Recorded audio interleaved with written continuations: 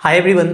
तो आज देखेंगे Kirchhoff's current law, the junction law है। क्लास 12 फिजिक्स का एक टॉपिक बहुत ज़्यादा इंपॉर्टेंट होता है, इससे रिलेटेड बहुत सारे सवाल सॉल्व होते हैं। ठीक है, कॉम्प्लिकेटेड सर्किट कितना भी होगा इस लॉ का यूज़ करके हम करंट की वैल्यू फाइंड कर सकते हैं। ठीक है, तो देखते हैं कि किरचॉफ्स करंट लॉ में क्या खास है। ठीक है, इस लॉ के अकॉर्डिंग सबसे पहले हम क्या करते हैं, एक छोटा सा डायग्राम बनाता है। कोई मैंने कंडक्टर लिया है ना, एक सर्किट फॉर्म में कंडक्टर लिया जिसका रेजिस्टेंस R है। ठीक है, सपोज मान लो O पॉइंट पर मीट कर रहा है। दूसरा रेजिस्टेंस लिया R, तीसरा लिया ये भी R, चौथा लिया ये भी R। ठीक है, इस तरह से और भी ले सकते हैं। सपोज एक और लिया मैंने। ठीक है, इसको जंक्शन लॉ इसलिए बोलते हैं क्योंकि बहुत सारे सर्किट एक पॉइंट पे आगे बीट करता है। यहाँ बहुत सारे कंडक्टर है। सपोज एक कंडक्टर ए बी है, ये AO मान लो है ना, ये BO, CO, DO और EO है ना। ये 5 कंडक्टर जिसका रेजिस्टेंस है, सपोज इसको R1, इसका रेजिस्टेंस R2, इसका रेजिस्टेंस है R3, इसका है R4 एंड इसका R5 है ना। इस पॉइंट पे आगे मीट करता है, जंक्शन पे आगे मीट करता है, इसका मतलब इसको जंक्शन लॉ बोलेंगे। ये ऐसा नहीं होगा according to Kirchhoff's current law. इसको करंट लॉ इसलिए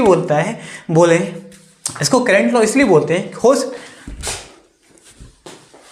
ना।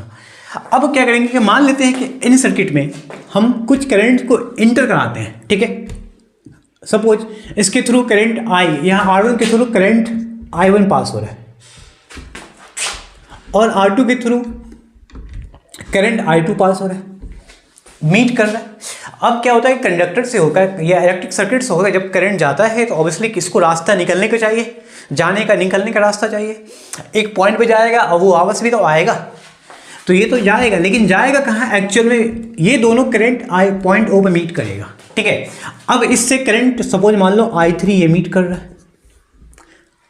तो अब सभी कह सकते हैं जितने भी जो हमारे ब्रांचेस दिया हुआ है, यहाँ कॉम्प्लिकेटेड सर्किट का जो ब्रांचेस दिया हुआ है, ठीक है, ये कंडक्टर का जो है, तो इससे I1, I2, I3 ये 3 करंट तो इंटर कर गया, तो निकलने का रास्ता भी तो चाहिए ना। तो मान लो कि I4 और I5 करंट को हम बाहर निकाल लें, I4 और I5 को हम बाहर निकाल लें अपने हिसाब से। आप चाहे तो I1, I2, I3, I4, I5 किसी ब्रांच से होकर करंट को इंटर कराओ, लेकिन कोई कम से कम एक ब्रांच से करंट को वापस निकालना पड़ेगा। ठीक है, या देखो मिनिमम एक ब्रांच से निकालना पड़ेगा आपको। अब यहाँ 5 ब्रांच मैंने लिया, हम 3 ब्रांच में करंट को इंटर कराया और 2 ब्रांच से करंट को वापस निकाला। अब ऐसा नहीं कि सब में इंटर करा दोगे तो वो गलत हो जाएगा। क्यों? क्योंकि करंट जो इंटर होता है तो ऑब्वियसली उसको रास्ता निकलने का चाहिए ना, किस रास्ते से निकलेगा।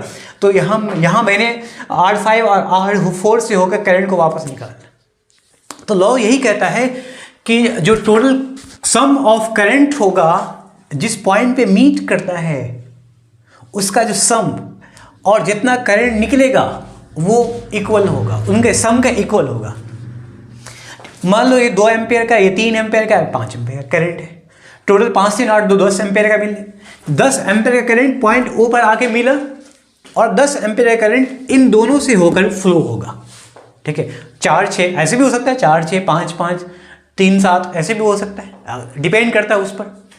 तो इस करंट से ये समझ में आया, इस लॉ से ये समझ में आया कि जितना भी करंट का इंटर करेगा उसका सम, जितना करंट बाहर निकलेगा उनका सम इक्वल होता है। इसलिए कहते हैं इस करंट लॉ को जंक्शन लॉ कहा गया है। जंक्शन पे आके मीट करता है। अकॉर्डिंग टू दिस लॉ, इस लॉ के अकॉर्डिंग क्या बात होगी बता रहा हूँ। ठीक है, according to this law the sum of all currents entering at any point, किसी पॉइंट पर एंटर करता है। यहाँ तो पॉइंट खैर वो है, यहाँ हम इसको जंक्शन भी मान लेते हैं, है ना। किसी पॉइंट पर जंक्शन पर एंटर कर रहा है इज इक्वल टू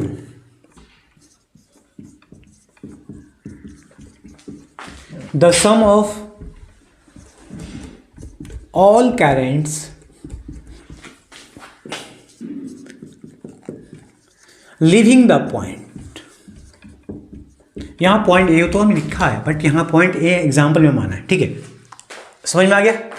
जितना भी करंट पॉइंट किसी पॉइंट पे मीट करता है उन सभी का सम, जितना करंट निकल रहा है उन सभी के सम के इक्वल होता है। ठीक है, एक्सप्रेशन में जितने भी करंट, तो इस लॉ में लिखा हुआ है कि I1 I2 और I3, मान लो कि हम लोग I1 I2 और I3 किसी पॉइंट O पर मीट कर रहे हैं। ठीक है, चलो इसको मान लेते हैं। Consider I1 I2 and I3 be the three currents. ठीक है, three currents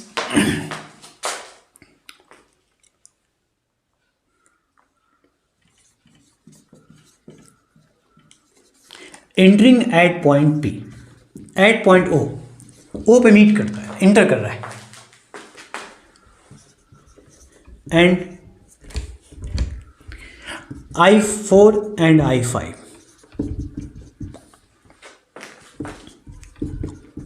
be the current leaving the junction, junction को छोड़ रहा है। ठीक है, leaving the point, leaving the junction हम पॉइंट भी कह सकते हैं। ठीक है, किस पॉइंट को? I4 और I5 क्या होता है, करंट को पॉइंट O से छोड़ निकल रहा है बाहर की ओर। तो जो इनकमिंग करंट, हम इसको ऐसे भी कह सकते हैं कि incoming current I1 I2 I3 I1 plus I2 plus I3 must be equal to, ठीक है, must be equal to I4 outgoing current I4 and I5। यही है Kirchhoff's current law according to first law, I1 plus I2 plus I3 equals to I4 plus I5। ठीक है, अब ऐसा नहीं कि यहाँ 5 ब्रांचेज हमने बनाया कंसिडर सर्किट का, आप चाहे 6 ब्रांच जितना बनाना बना सकते हो, जितना इनकमिंग करंट होगा उतना ही आउटगोइंग करंट होगा। ठीक है, ये फॉर्मूला होता है। अब हम क्या करते हैं कि अगर मैं I4 को I5 एक तरफ शिफ्ट कर दिया जाए तो यहाँ से एक नया रिलेशन देखने को मिलेगा हमें, minus I4 minus I5 equals to 0। हम इसको ऐसे भी लिख सकते हैं, प्लस यहाँ माइनस ब्रैकेट में डालकर अलग कर ले, प्लस माइनस ब्रैकेट में डालकर अलग कर ले। ठीक है, हो गया। यहाँ माइनस साइन इंडिकेट करता है कि जो करंट लिविंग द पॉइंट, और प्लस साइन जो करंट के पहले है वो ये इंडिकेट करता है कि एंटरिंग द पॉइंट। ठीक है, सम ऑफ ऑल करंट, देखो माइनस साइन करंट की वैल्यू नहीं बल्कि डायरेक्शन बता रहा है। माइनस साइन जो यहाँ है इसका अर्थ ये होगा कि करंट बाहर जा रहा है, प्लस साइन है वो, मतलब यहाँ सारे करंट्स को जोड़कर 0 के बराबर आ गया।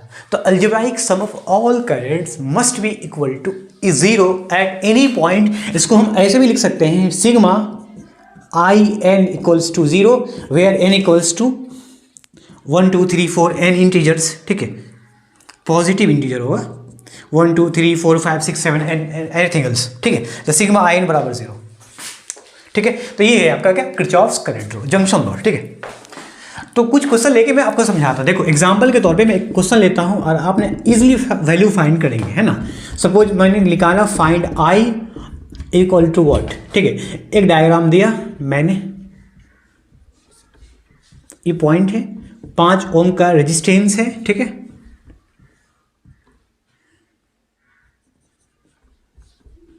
ये 2 ओम का रेजिस्टेंस है,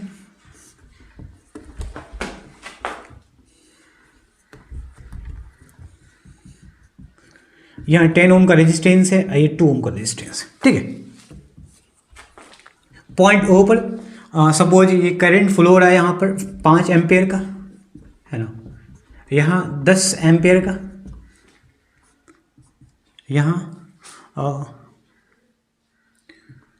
बाहर निकल रहा है, सपोज यहाँ से करंट बाहर निकल रहा है।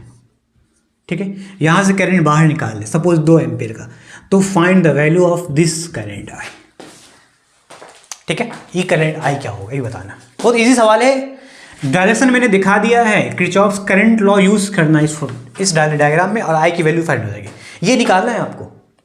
इनकमिंग करंट आप चेक करो, इनकमिंग करंट कौन है, इनकमिंग करंट है 5 एम्पियर प्लस इनकमिंग करंट है 10 एम्पियर, इन दोनों का sum must be equal to outgoing current. Outgoing current ये हो गया आपका और ये हो गया 2 प्लस I। सॉल्व करते हैं, 15 2 15 माइनस 2 13 होगा। ठीक है, I इक्वल्स टू हो जाएगा आपका 13 ampere, sorry I equals to तो इससे होकर 13 एम्पेयर का करंट फ्लो करेगा। ठीक है, तो आज की क्लास को यहीं फिनिश करते हैं। उम्मीद है कि आपकी क्लास आज को पसंद आया होगा। अगर पसंद आया तो वीडियो को जरूर लाइक कर दें और चैनल को सब्सक्राइब। नए नए कॉन्सेप्ट के लिए, नए नए फिजिक्स के नए नए कॉन्सेप्ट के लिए, नए नए प्रैक्टिकल वे में समझाने के लिए चैनल को जरूर सब्सक्राइब करें, हमारे साथ बने रहें। Thank you so much.